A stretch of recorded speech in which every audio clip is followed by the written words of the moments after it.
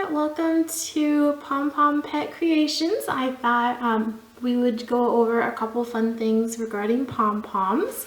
My name is Victoria, so thank you for joining me. And so I thought it would be fun to go over the difference between making a pom-pom via a fork or how to do it via the pom-pom makers that you can get from the store. I also am going to go over a couple different ways to make different pom-poms. So you have the striped ones, you have solid ones, you have ones that have polka dots. So I thought I'd go over all of those with you today, and we'll see what happens and what we can create. So thanks again for joining me. Okay, so here we have some pom-poms. I made them today, and so I wanted to go over kind of the different types that we have here. So this one, this first row was made with the fork that you can see here, and then this row back here was made with these pom-pom makers.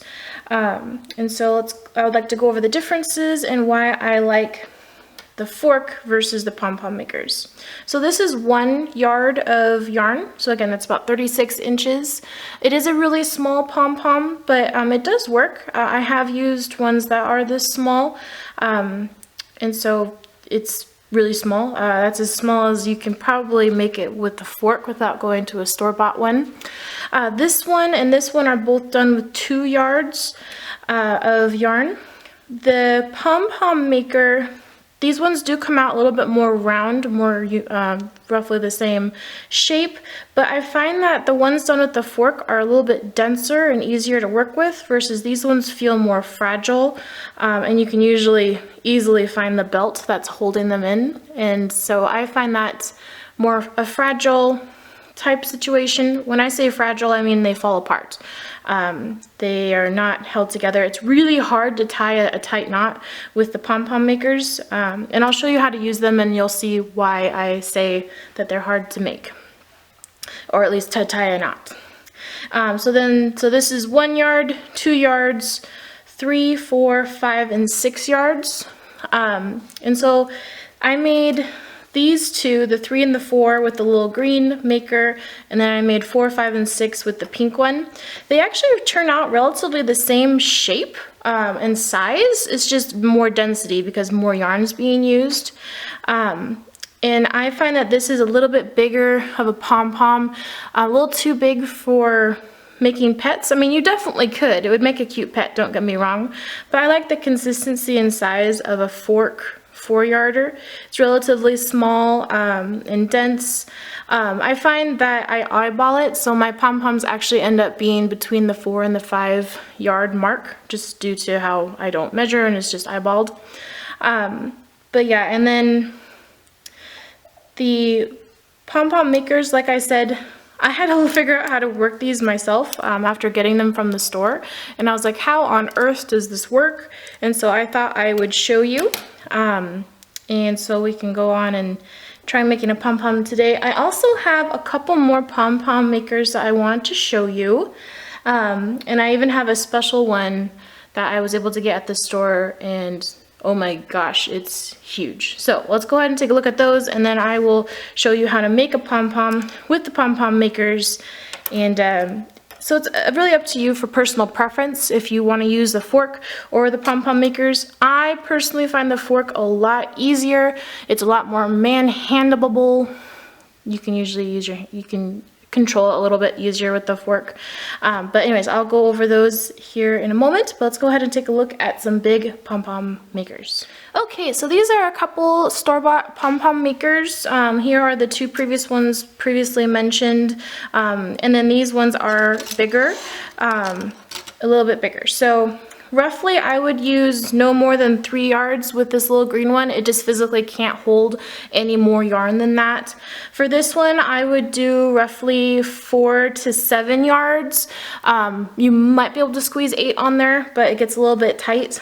And then for this one, 10 is a good minimum, and then as much as you can fit. I think it might be able to hold maybe up to 20. That's a little bit tight. Then this one, I use this one actually quite a bit because this makes a really nice large pom-pom.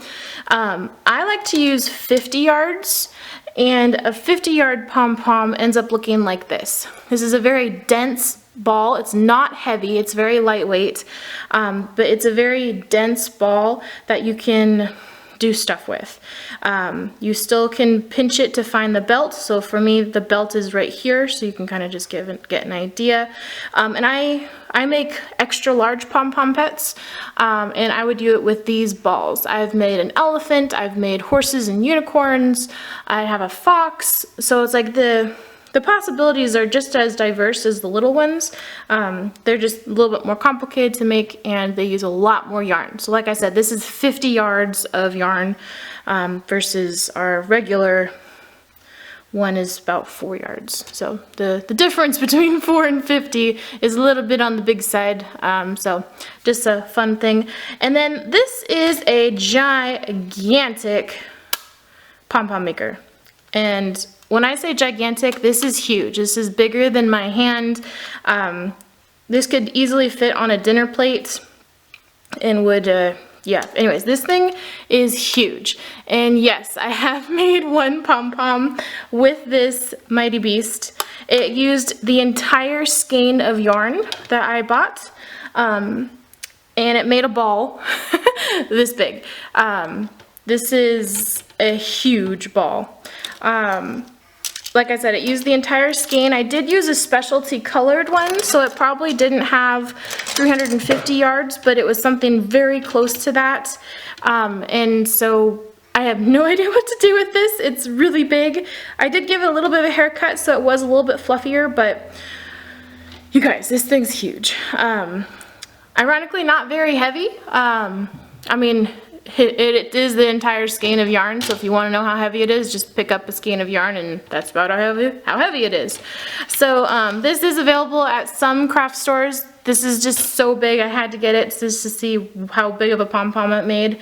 And so yeah, this is a really big pom-pom. So anyways, thanks for letting me show you. These are really fun. I did want to show as well the orange set. So I did about 10 yards of fabric. So on our list here of our pom-pom makers, this is the middle one. This one I would recommend, again, minimum of about 7 or 8 yards, maximum probably good 15 to 20. This is 10 yards of yarn, and then compared to our 4-yard ones, this is with a fork, this is with the pom-pom maker, the pink one, ironically. And so it's roughly the same. I would say it's just a little bit bigger. If I go like this, they look about the same. Anyways, it's a little bit bigger pom-pom. It's an okay one. If you're doing like a character creation, you could use this one as a base. I think I did that with this one. I made Hulk as well as Maui from Moana, and I did the base out of this one, and then I used a 4-yard one for the head. I can show that to you guys later, but it makes for a good body build if you want, but I personally don't like using those ones. Like I said, they're tricky and they're kind of hard, so let's go ahead and make one so I can show you what I'm talking about. Okay, so we have our pom-pom makers, and then I have a pink yarn that I thought I would show it to you. Usually when I do the pom-pom makers, I don't measure out how much yarn I used. I just do it until I see how it fills the center. But that's just me personally. When I did do these ones that I showed you, I did measure them out so they were specifically the correct yardage. And so normally I don't do that though. So with our pom-pom makers, there are 2 simple items. So it's 2 plastic, they're actually mirrored. No, they're not, they're identical. They are 2 identical pieces of plastic. One side has indents, so if you flip it, they are bubbled on the one side, and the other side has little holes. Something else to notice is on the end we have a little white thing that flips up and down. It does click onto the plastic, and if you open it and then close it, you can lock it and then it won't open anymore. And so that is our pom-pom maker. So with our maker, you're going to want to go ahead and make it so that they face each other. so that the bumps go to the holes of the opposite one. And if you want, you can close it and then just, like I said, so we have the bumps on one side and the holes on the other. Just go ahead and make it so the bumps line up with the holes on the opposite one. There you go. So that is our pom-pom maker. I like to have the little white tabbies go down and lock onto itself. So separated, it just opens and locks onto itself. It can't do anything else. So just go ahead and have it closed for now. So go ahead and put your pom-pom makers back together. So this is our maker. So one of the hardest parts for the pom-pom maker is actually getting it started. So I find that if you are right-handed, I like to hold the other half kind of in the base of your hand. That way this part that we're going to be working with is with your fingers. Take your yarn and then, if you are able to, have your thumb hold on to the tail and then start wrapping. And then if you're able, try to wrap your tail over so that way your tail doesn't slip out, and then you can continue wrapping. So just go ahead and give that a couple wraps and then just wrap away.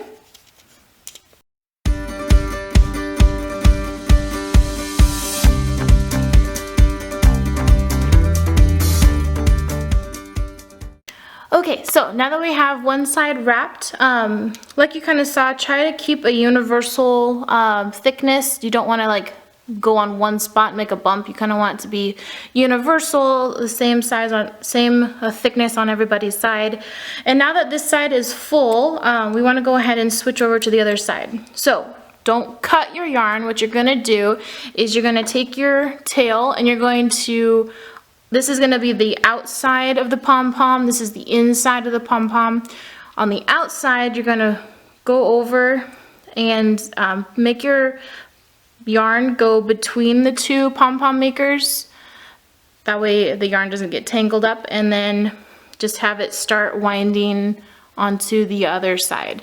And I like to go all the way to the end and then back again, because that way your pom-poms don't separate and you can continue to wind. So we'll go ahead and wind until both sides are the same, and then I'll show you what to do next.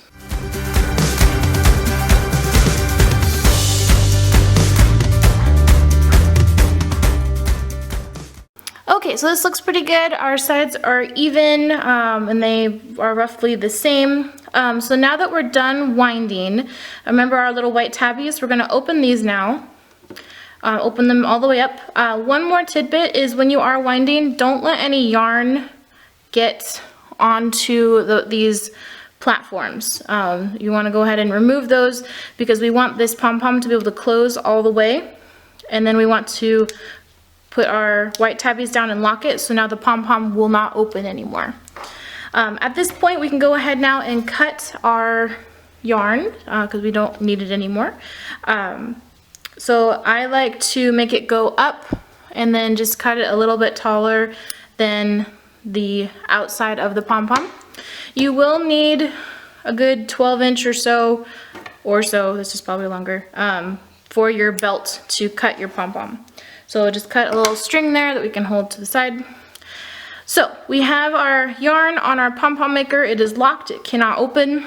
With our scissors, we're gonna now cut the pom-pom.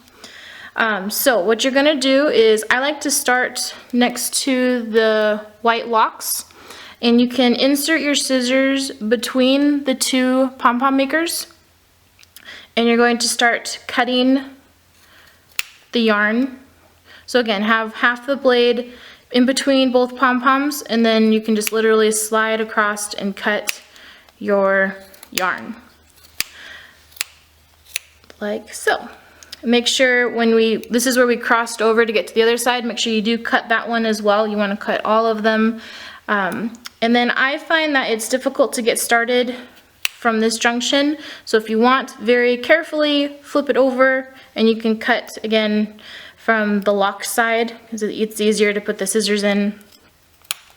When cutting, keep this up and down like this. Don't turn your pom-pom makers. So right now it's this way. Don't turn it this way because your pieces of yarn might fall out and we don't want that. So we have now officially cut all the way around our pom-pom maker, and we have a bunch of yarn, little pieces of yarn.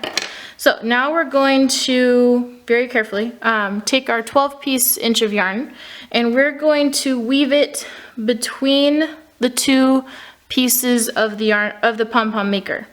So, like I said, we're going to make it go between the two orange pieces, all the way down, and then flip it over.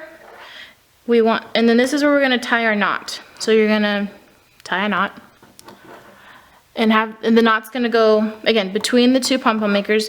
This is the second hardest part that I find, is tying this knot. You wanna tie your knot really tight, because if you don't, it's really loose. So this is our 4-yard one that I made earlier. It's really loose, you can easily find it, and again, like I said, it doesn't feel very secure, and you can actually pretty easily just pull the yarn out, which is not good for pom-poms. So we want to try to make this as tight as possible. This is hard to do, but it is possible. So you're going to take your yarn, pull it super tight, and then, especially with the bigger pom-poms, you can sometimes open it up a little bit, kind of like a clam. So you're gonna pull it tight. I like to open it just a little bit, see if I can squeeze one of my fingers in to hold the knot. Don't wrap your finger around that. It's easier if you can hold it against yourself or hold it against something, and then try to tie your double knot as tight as possible. So a little bit tricky, but possible. Now that we are tied, we are technically done. So go ahead and unlatch our white locks, and then open up your pom-pom. You can do one at a time if you'd like, and then you can just pull it out. We are done with the makers, and now we have a pom-pom. Like I said, they are usually universally round. Because we did do a rather full one, it is more oblong on these two ends. So with your scissors, you can just give a little bit of a haircut. You find that most of them are universally the same size. This was our tail when we were done, so just give that a little snip. And then these are our this is our belt tails. So you can give those a cut if you'd like. You can keep them, whatever, it's your pom-pom. But anyway, so that is how you make a pom-pom out of the pom-pom makers. Like I mentioned, I feel like the pom-pom makers usually use more yarn. They're harder to tie. They're a little bit tricky to manhandle to get going. But they do make a pretty decent pom-pom. So, like I said, up to you if you want to use a fork or if you want to use a pom-pom maker. So that is your choice. Another thing I wanted to show you was different variations or types of yarn. Not types, different variations like colors. And so I wanted to show you this. I like to call this funfetti yarn. It's white with several different colored of speckles just throughout the yarn. So as you unwind it, you just get little splashes of color. And so I was thinking this would be a fun one to show you as a pom-pom. So here is it as a pom-pom. It's mostly white, but it does have splashes of color everywhere. It really reminds me of funfetti cake. So now I really want cake right now. But it makes for a cute pom-pom. Another fun one is this sparkly yarn.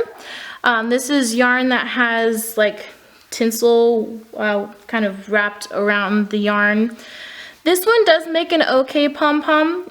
The tinsel does get cut and likes to run away, so it might be a little bit harder to see, but this is a pom-pom made from this yarn. I apologize, I don't have this in any other color. Right now I just have it in white, and I realize you can't really see it, but it's worth mentioning. Anyways, the pom-pom itself has little sparkles in it, so you can still see the tinsel or whatever they use to make it shiny. But it's probably, for being a little bit more expensive and getting less yardage, a regular white would do the same trick for making a particular pom-pom. So those are a couple different colored variations of yarn. There was another type of yarn. It's a variant yarn, so that means it changes color throughout the skein. That is a fun yarn, but it's really tricky and kind of hard to use for pom-poms, unless you're okay with diverse pom-poms. So I don't have it with me, unfortunately, but there's a yarn that changes color from like a teal to a red to a brown, has little splashes of black throughout it. Depending on which section of yarn you're going to be using, your pom-pom will be that color. So if you start with the blue and it turns red, your pom-pom will probably start half blue and turn red. So next I wanted to show you what it's like to how to make those types of pom-poms on purpose. So we have the zebra, we have speckles, we have a white face with a different background, so I thought I would show you those next. Okay, so here I have some pigs. We made these pink little pigs a couple videos ago, and so I thought it'd be fun to incorporate them into this current video so we could see kind of how this can be applied to different pom-poms. So like I mentioned, this pink pig is just 4 yards of regular pink yarn, and he makes a pretty cute little pink piglet. This one is a gray speckled yarn. So kind of like our funfetti yarn. This is a gray with black specks, and so it makes a pretty decent gray pig. And then I just did some black paperwork to make this little guy. Using this same yarn, I decided to try 2 different variants with the pink. So with this one, this could be called a zebra. We have a distinct gray, a distinct pink, distinct gray, a distinct pink.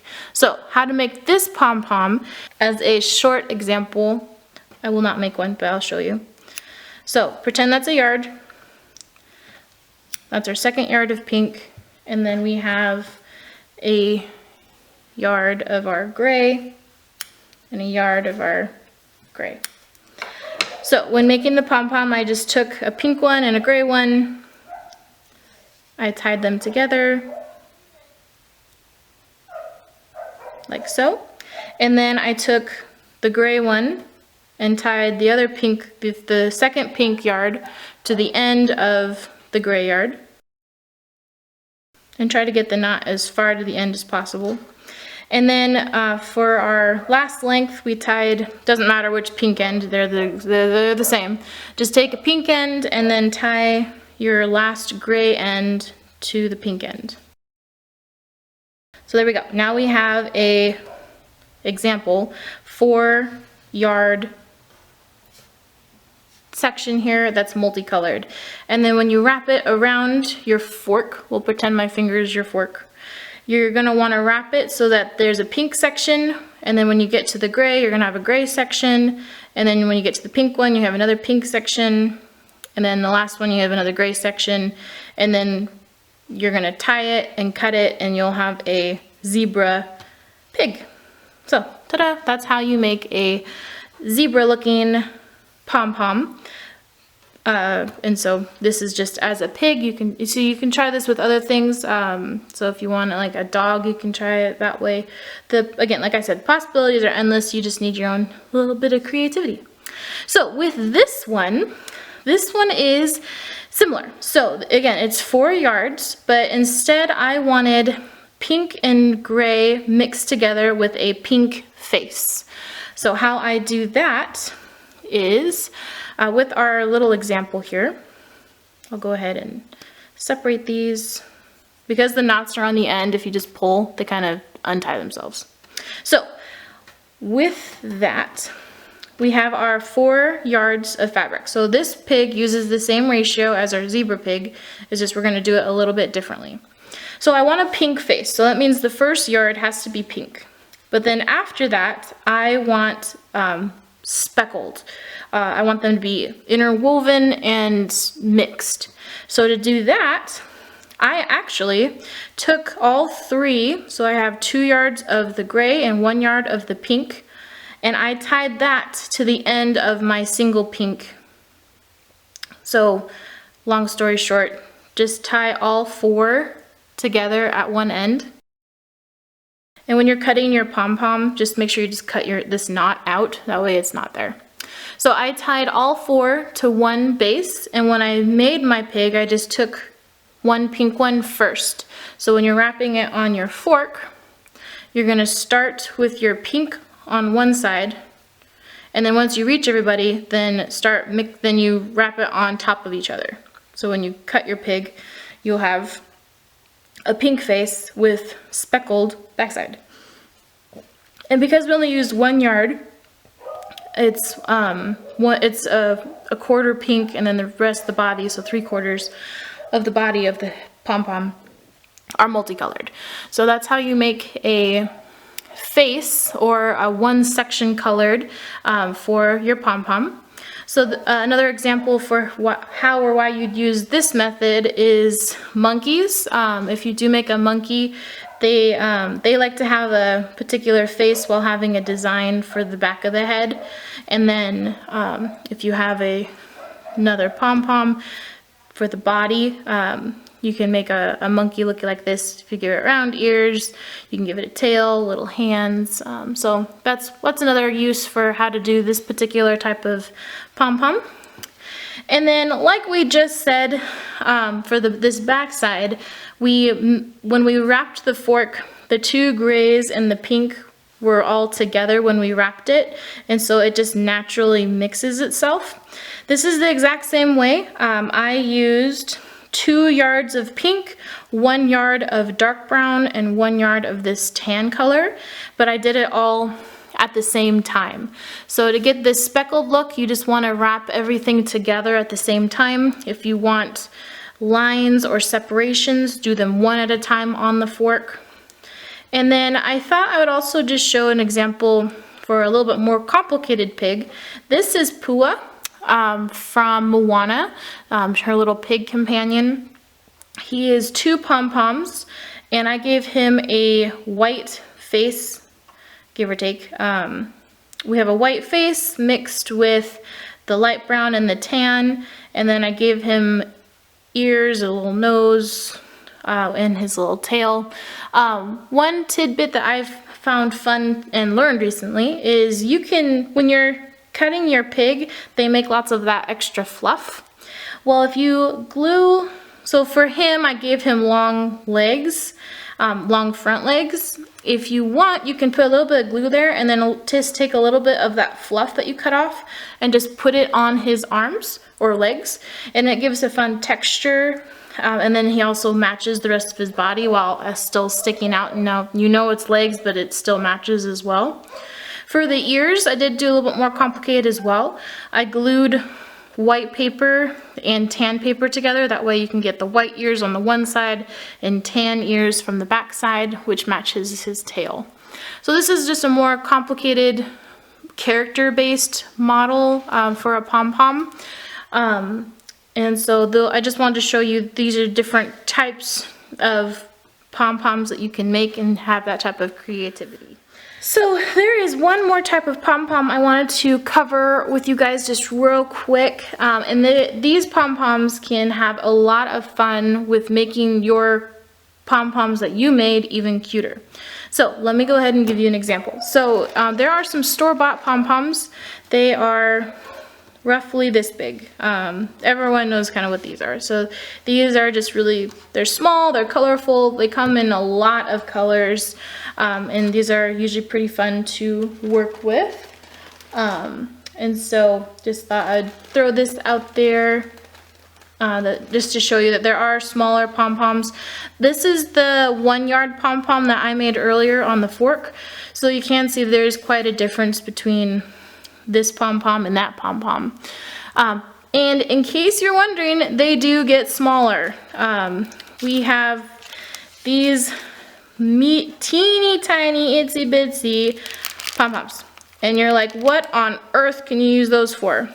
Well, I'm so glad you asked. I have a really cute pom-pom I wanted to make with you guys. So from our pom-pom examples, I have a 4 yard purple pom-pom. I'm going to show you how to make a baby seal. So I do not need these pom-poms. If I was making an adult, you could use one of these ones. But I'm going to show you how to make a baby pom-pom. A baby seal pom-pom pet. And it's going to be adorable. So of these teeny tiny itsy bitsy pom-poms, I need 2 white ones. So go ahead and set those to the side. And let's go ahead and package up the rest of these real quick.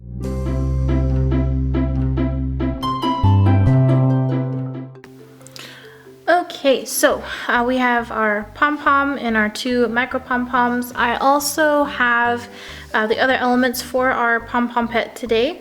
We have 2 fins, we have a back fin. This is gonna be a nose. This is from a hole punch, it's a heart hole punch, and I just did it from black paper. And then here are the eyes, and then we need handy dandy glue. So let's go ahead and we can build this pom-pom pet. So from our purple here, go ahead and I actually like to start with the nose in this case, just to help center the face a little bit. So go ahead and do 2 little dollops of glue right next to each other, and then individually, they do like to hold on to each other, go ahead and put our 2 white pom-poms right next to each other in the center of our face. And then from there, go ahead and add our 2 eyes.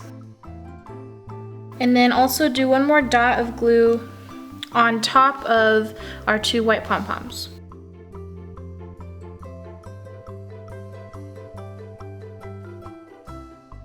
See, isn't it coming together super duper cute already? Okay, so now we have our face on there. We want to go ahead and put on our fins.